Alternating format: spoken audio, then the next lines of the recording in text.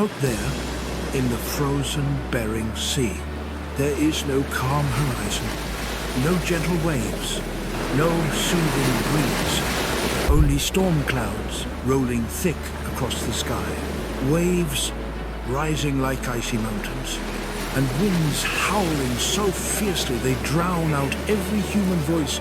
This is not a place of comfort. This is one of the harshest, deadliest environments on Earth. And yet, year after year, fleets of massive steel ships still leave Dutch Harbor, Alaska, sailing straight into the chaos, facing ice, storms, and endless darkness. They do not go seeking adventure. They go to hunt for treasure, a treasure clad in armor, armed with giant claws, and revered by humankind for centuries. The king crab. The king crab, often dubbed the red treasure of the sea, is far from an ordinary catch. It's one of the world's most prized and luxurious seafoods, gracing elite dining tables from Tokyo to New York, Seoul to Moscow, with its sweet, firm meat and cultural significance. In a single season, over 50,000 are harvested from these frigid waters, generating more than $12 million in value. But behind that staggering number lies a story of danger, endurance, technology, culture, and survival. This is the journey of the king crab from the deadly waters of the Bering Sea to the dazzling lights of the world's most luxurious banquet tables. It all begins at Dutch Harbor, the legendary gateway to the crab grounds. Dutch Harbor rests quietly between snow-covered mountains, but every vessel leaving here carries scars from countless battles with the sea. These ships are built like fortresses of steel, reinforced to withstand the ocean's fury, and the crews who work them are among the toughest people alive. For them, crab season is not just a job. It is a test of will, courage, and endurance. Many have lost fathers, brothers, or friends to these same waters. They know the risks, yet they return, because one successful trip can secure an entire year's livelihood on deck. Preparations unfold with clockwork precision. Giant steel cages called pots are stacked high. Each one weighs more than 600 pounds when empty. They are industrial weapons in the battle to capture the king of crustaceans. Into each trap goes a bag of oily mackerel, the irresistible bait that no crab can ignore. The work is grueling, repetitive, and extremely dangerous. A single pot swinging wildly can crush bones in an instant. One slip could mean a life dragged overboard into the black water, but the crew moves in perfect rhythm, the result of years of experience and the necessity of survival. When the ship leaves the harbor, they enter another world. The Bering Sea shows no mercy. Temperatures plummet to minus 20 degrees Celsius, while razor-sharp winds whip across the deck, freezing every railing, every cable, every hook, turning the entire vessel into a massive drifting block of ice. Waves tower up to 6 meters, crashing down like sledgehammers with terrifying force. The sky stretches endlessly in shades of grey, and the sea is as black as ink. In this remote corner of the world, there are no safe harbors, no timely rescues, only humans facing the raw, unforgiving power of nature head-on. If a fisherman falls into the water, survival time is measured in minutes. This is why they call it the deadliest catch. The pots sink slowly into the abyss, vanishing into the dark depths. And then the waiting begins. For 24 hours, the traps rest silently on the seafloor, their bait spreading through the currents, drawing in the giant crabs. On deck, the crew fights exhaustion, chipping away ice, securing lines, struggling against the bitter cold. The clock ticks slowly, but the anticipation builds. When it's finally time to haul the first pot, the air on deck is electric with tension. The winch groans, the chains strain, all eyes fixed on the waves. Will it be empty or overflowing with treasure? Then, with a crash, the pot breaks the surface, dripping seawater, slamming onto the deck with a deafening clang. Inside, dozens of massive red crabs thrash wildly, their claws clattering against steel. Scheerzerupt, it is victory, a moment of hope for a bountiful season. But not every pot delivers joy. Some rise with only a handful of crabs. Each haul is a gamble, and millions of dollars are at stake. The fishermen work quickly, tossing the crabs into chilled seawater tanks that mimic the exact conditions of the deep. Too warm, and the crabs will die. Too cold, and they go dormant, losing their market value. On deck, the work never stops. Day and night blur under the harsh glow of floodlights. This is one of the deadliest jobs in America. Crab fishing carries a fatality rate 28 times higher than the average profession. Dangers are everywhere. Pots swing like wrecking balls, able to crush anyone who stands in the wrong place. Rogue waves crash violently onto the deck, sweeping crew members into the freezing sea in a matter of seconds. Thick layers of ice cover ladders and railings, transforming everyday equipment into lethal hazards. Fatigue sets in, dulling reflexes, turning routine tasks into deadly missteps. Entire vessels have disappeared without a trace in these unforgiving storms.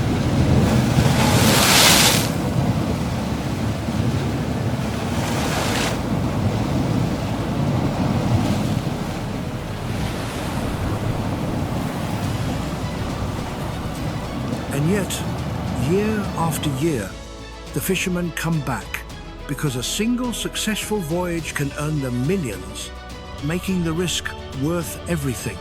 When the ships finally return to port, a new race begins, the race against time. Specialized refrigerated trucks are waiting, filled with thousands of gallons of oxygenated seawater.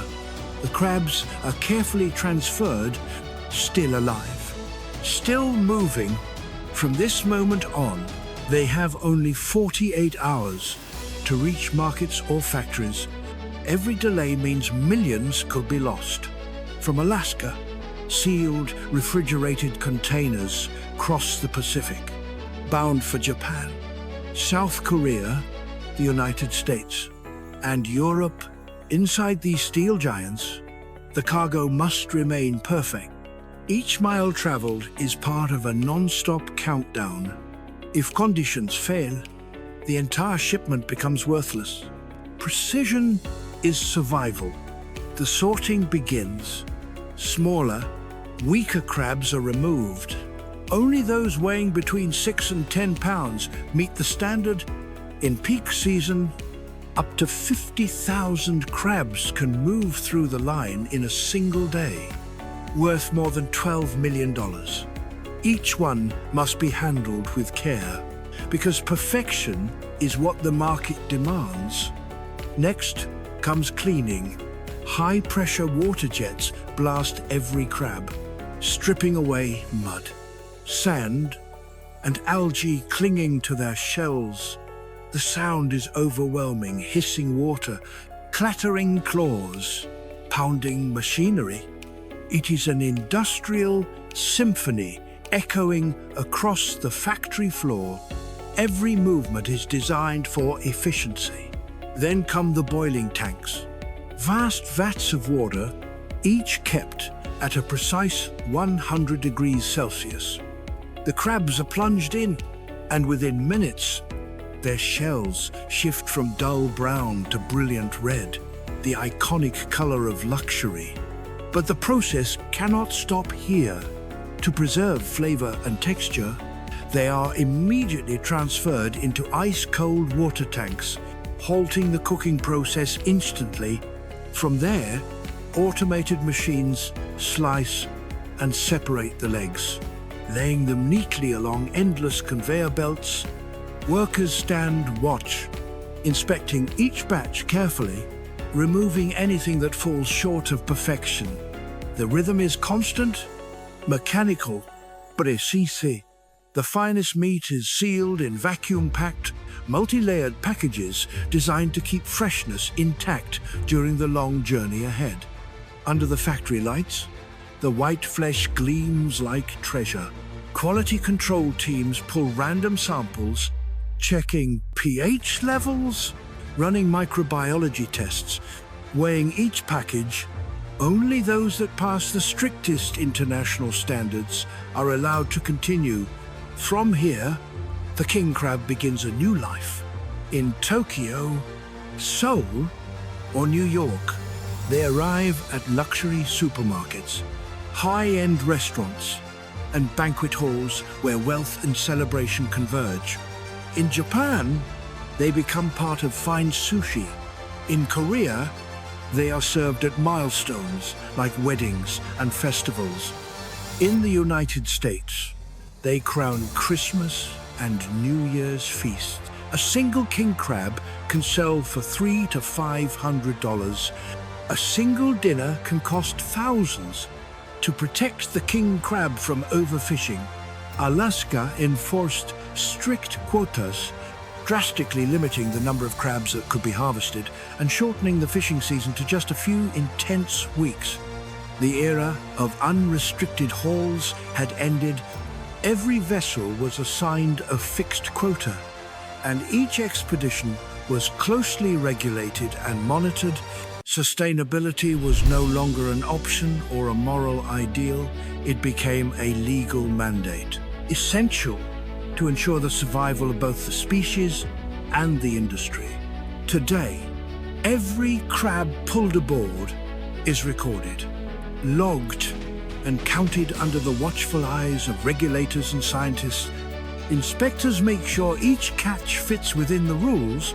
If the balance is broken, the entire fishery could collapse again. It is a fragile system, but one designed to protect the future of both the crab and the men who risk everything to catch them.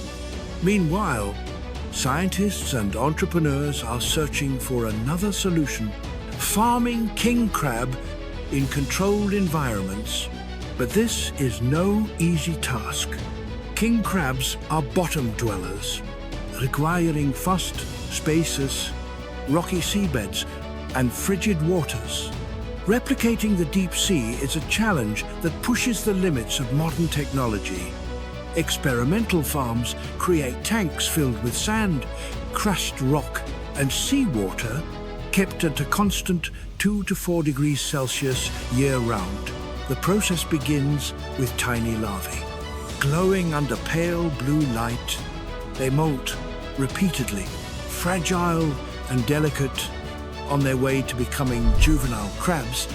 At this stage, even the smallest shift in temperature or salinity can wipe out an entire tank. Those that survive are transferred into larger tanks with circulating currents that mimic the ebb and flow of tides. Here, they begin to hunt, feeding on clams, crushed shrimp, and protein-rich pellets. The growth is painfully slow. Years will pass before they reach commercial size. Patience is not optional. It is essential. For now, farming remains experimental, but it may one day hold the key to protecting the species. If successful, it could relieve pressure on wild stocks and ensure that future generations will still know the taste of king crab. Without innovation, luxury today could mean scarcity tomorrow. From the frozen depths of the Bering Sea to the controlled tanks of experimental farms, the journey of the king crab is both brutal and extraordinary.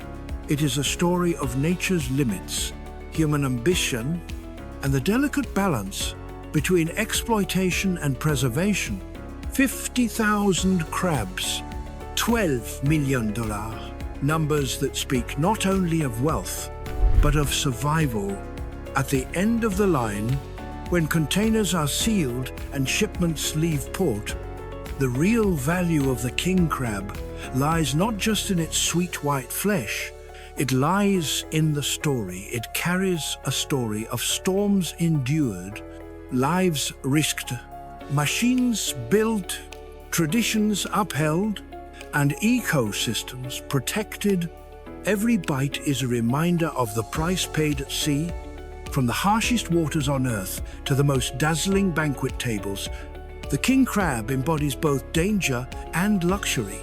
It is a symbol of what humans can endure, what they can achieve, and what they must protect, because if we wish to taste it tomorrow, we must preserve it today.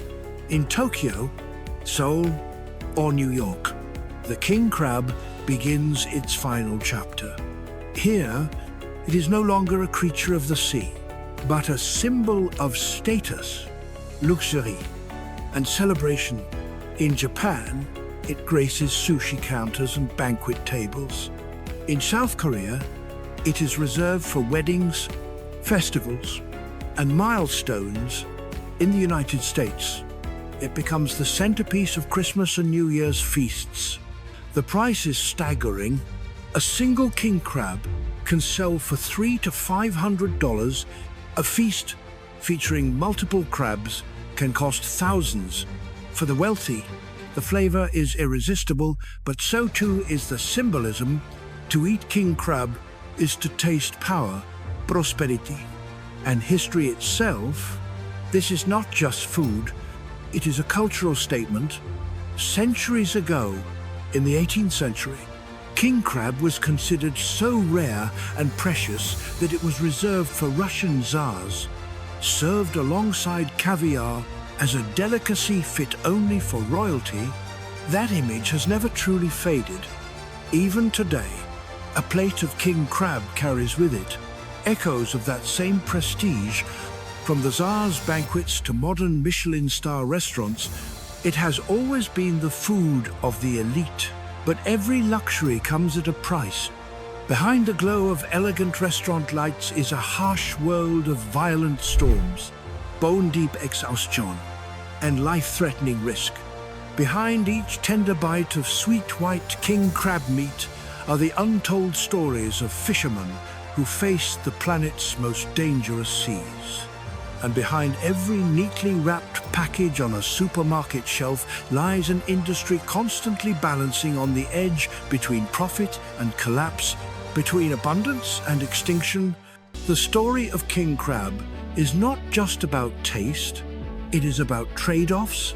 It is about the razor-thin line between supply and collapse, between human desire and nature's limits, between wealth today and scarcity tomorrow. Every crab that leaves the Bering Sea is a reminder of this fragile balance. From Dutch Harbor to Tokyo, from the freezing tanks of the factory to the glowing banquet tables of the wealthy, the journey of the king crab is both triumphant and perilous. It is a story of endurance, technology, culture, and above all, survival. 50,000 crabs, $12 million, numbers that represent far more than profit. They represent storms weathered and lives risked. They represent the ambition of human industry and the responsibility of conservation. They remind us that nature's treasures are never free, that every luxury carries a price. The true value of the king crab lies not just in its flavor, but in the effort to preserve it for the future. This is the story of the king crab, from the deadliest seas to the most luxurious tables, from storms and steel to sushi and celebration. It is a story of survival and sacrifice, of wealth and responsibility, of exploitation and preservation. And it is a reminder, if we wish to enjoy this treasure tomorrow, we must protect it today. For the king crab is more than a meal. It is a testament to the enduring relationship between humankind and the sea.